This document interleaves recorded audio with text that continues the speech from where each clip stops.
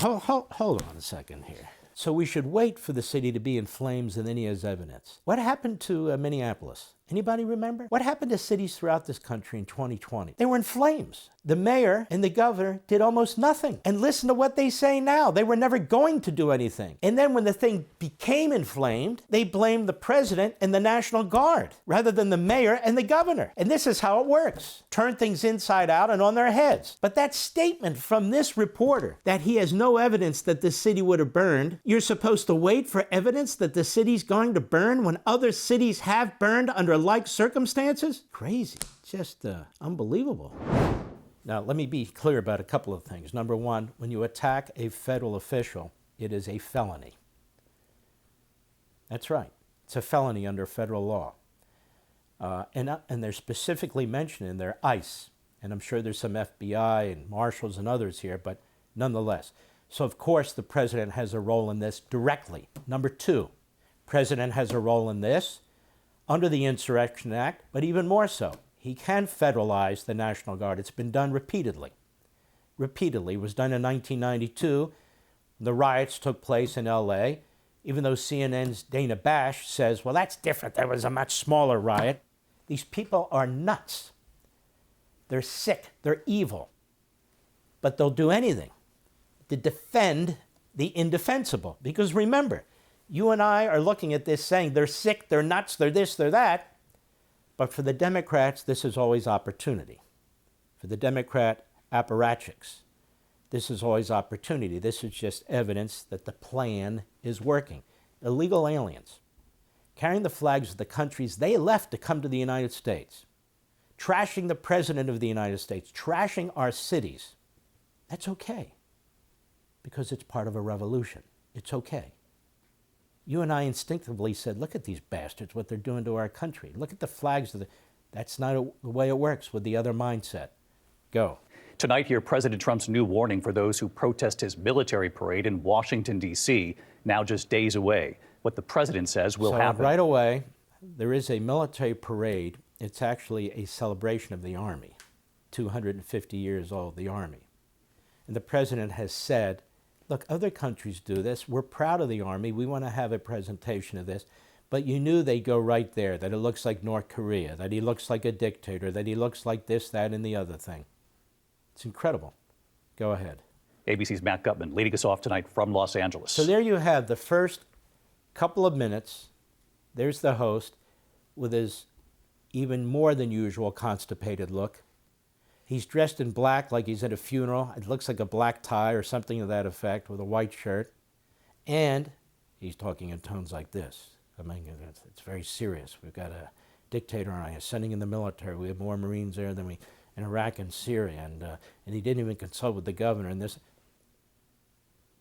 it's crazy. Go ahead. In a push to get the upper hand on the protest disrupting downtown Los Angeles. Whoa.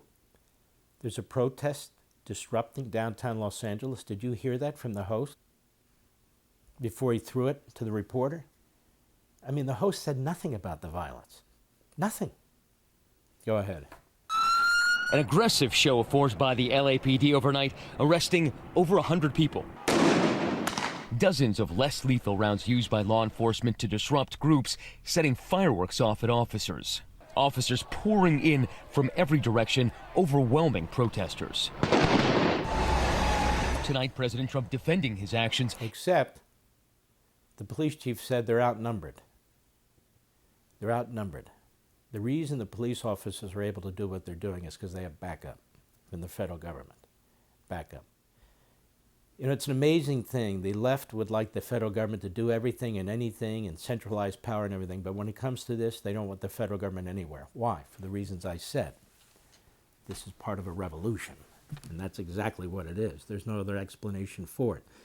And so you've got power and power clashing. You have the power of the illegal immigrants and the lawless and the criminals, and the power of the state and the federal government trying to put that down. They side with the power, the negative power, whereas law enforcement here represents positive power in the military. They're siding with the negative power, that is the power that seeks to obstruct and undermine and insurrect. Go ahead. saying those 700 Marines and more than 4,000 National Guard troops sent to L.A. against the wishes of officials on the ground here are there to stay. Against the wishes of people on the ground. Orville Faubus was a segregationist governor in Arkansas in 1957 who would not allow little black kids to go to school with little white kids. And Eisenhower didn't seek the governor's opinion when he decided to send in the infantry, active duty military, under the Insurrection Act that goes back to either 1801 or 1803, by the way, so other presidents, many have used it. Then we have George Wallace, who stopped little black kids from going to school, and the National Guard was nationalized and turned against Wallace. And so these things have been done, and in the case of George H.W. Bush in 1992 with the riots there, he sent in the National Guard at the request of Governor Pete Wilson, a great governor, and the mayor at the time, Tom Bradley, a very good mayor, and then eventually sent the Marines. And so they're doing everything they can. This is a real propaganda operation right here. The way it was presented, I broke it down for you. The reporter started out okay, and then he moves into this. And now they're showing the president of Fort Bragg, which has absolutely nothing to do with the riots that have been taking place in L.A. Nothing. Just like the celebration of the Army that's going to take place, I believe, on Saturday, has absolutely nothing to do with what's taking place in L.A. They're trying to create a storyline. Go ahead. Addressing troops at Fort Bragg. They're stopping an invasion just like you'd stop an invasion. Trump appearing to accuse the California governor and L.A. mayor of paying demonstrators with no proof. And they paid... excuse me. No proof. And we in the media, we're not going to go look for any proof. Of course they're paid, many of them. In fact, the mayor, which they don't quote, the mayor said that there is a network in place where basically, and I'm paraphrasing, the flip of a switch, they're able to bring protesters out. She said they know there's a network. Well, a network's paid for. And so the question is, who's paying for this? And so ABC, the best they can do is, there's no proof. There's no proof. Ladies and gentlemen, I have no proof today that the guy next door isn't going to the restroom. There's no proof. But I'm sure he's going to the restroom at some point today. Well, there's no proof. Okay, I don't have any proof. The mayor says that there is a system in place, a network in place, where these rioters, they're coming out like in droves. There was also a report, short-lived, that people are being brought in from outside the city. Now, we know these things are funded. We know enough from what we saw in the colleges and universities. We know these things are not spontaneous. Maybe there's a couple people, but they build and they build fast. And we know that there is a movement behind these things. In fact, we saw Palestinian flags that were quickly pulled down because I guess somebody told them among the group, that's not a good look. You know, you don't want that. There's also word that's going out, cut it out with the Mexican flags, use the American flags. So you're going to see less and less American flags over time, too. Go ahead.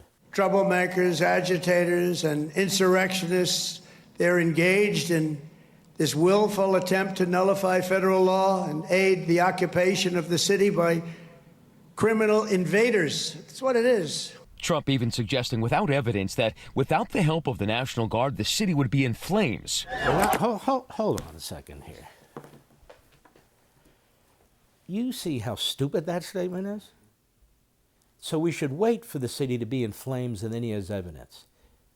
What happened to Minneapolis? Anybody remember? What happened to cities throughout this country in 2020? They were in flames. And so he says, without evidence. What do you mean without evidence? The mayor and the governor did almost nothing. And listen to what they say now. They were never going to do anything. And then when the thing became inflamed, they blamed the president and the National Guard rather than the mayor and the governor. And this is how it works. Turn things inside out and on their heads. But that statement from this reporter that he has no evidence that the city would have burned, you're supposed to wait for evidence that the city's going to burn when other cities have burned under like circumstances? Crazy. Just unbelievable. But we know why now, don't we? For all this and much more, sign up for Levin TV.